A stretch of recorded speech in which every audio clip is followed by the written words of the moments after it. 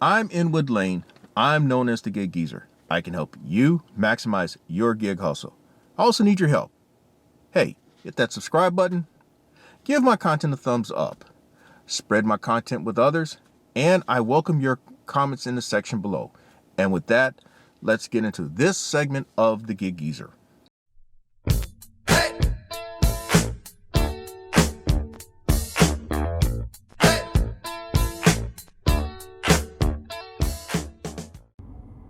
I thought I was going to be heading back to the house, ending this segment of the Gig Geezer, having made just $70.50 for this hustle.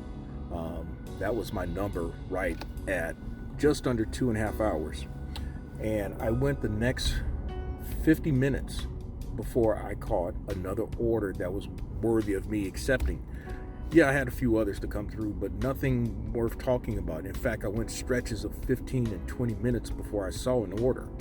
And then I caught an Instacart that came in right at $14.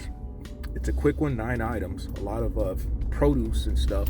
So 9 items, 25 total, but you don't worry about that if it's produce.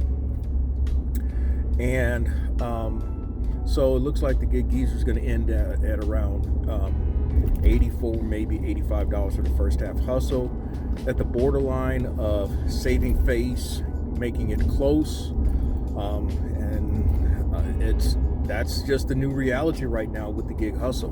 And what's ironic is that what's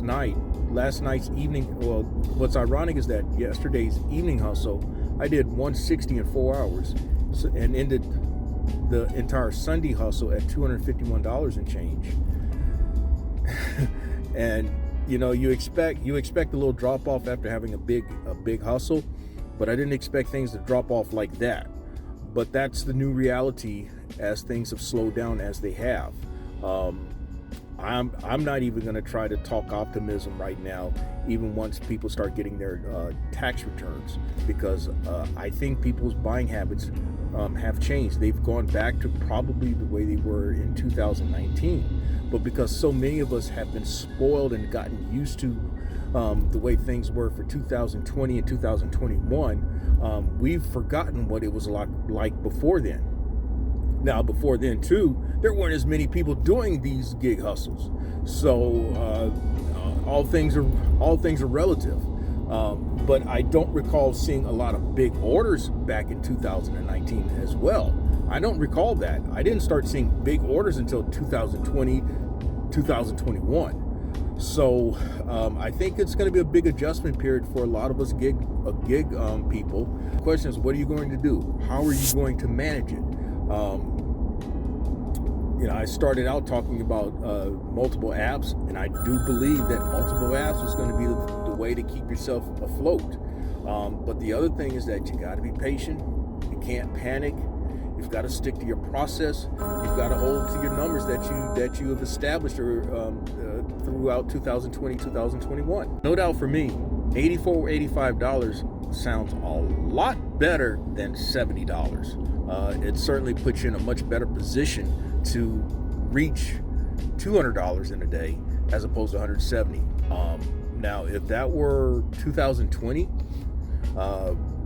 March, April, May, June 2020, you can accept a $70 hustle, knowing that you're probably going to come back with a very strong evening hustle. And that was the case 85-90% of the time. The thing is how you got to manage it. How close are you going to keep it, or how close are you going to make it in order to put yourself in a position to make your goal? I think also what's going to be a new reality is that a lot of the folk who are talking about making $200, $250, $300, $400 in a day, we'll see what they're doing now. Now that's not to take a swipe at them, but I'm just talking realistically. One of the things I've often said is that you have to set realistic goals, and I have maintained realistic goals throughout all this. I never came in saying, well, I'm going to make $250 today. I'm going to make $300 in a day. I always thought, and I kind of likened it to bowling. For me, for whatever it's worth, I bowl at the regional pro level. I am a card-carrying Pro Bowlers Association member. I have cashed in PBA events. And people ask, well, what's your average? Well, I'm more than capable of average well above 200. Most times when you cash in tournaments, you're going to have to average 200 or better. So, but anyway, the point is that in bowling, 200 is considered par.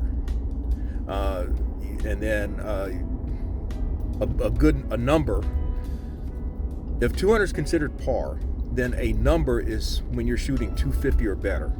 And then of course 300 is a perfect game. But for me, a number is 250. That's always been a big number. 300, have I made 300 in a day? Yes, I've made 300 in a day. In fact, my personal best is like 376 in a day. But all the dominoes had to fall the right way for me. What has been more realistic is that 200, 210, 220 number, 230. Maybe every now and then I bust a number with 240, 250. That's usually how it's been for me. And so if I can just keep plodding along, I'm gonna fare better than a lot of people. And that is really and truly, this is what I'm trying to get across to you. Set realistic numbers. Don't get caught up when you see someone talking that 250, 300, 400 number.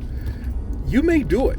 I'm not saying that you can't do it, but a lot of it's going to be dependent on that market when you start talking about those type of numbers, and also whether the dominoes fall the right way for you. And with that, this is another segment of the Gig Geezer. I'm Inwood Lane, and as always, may your hustle continue.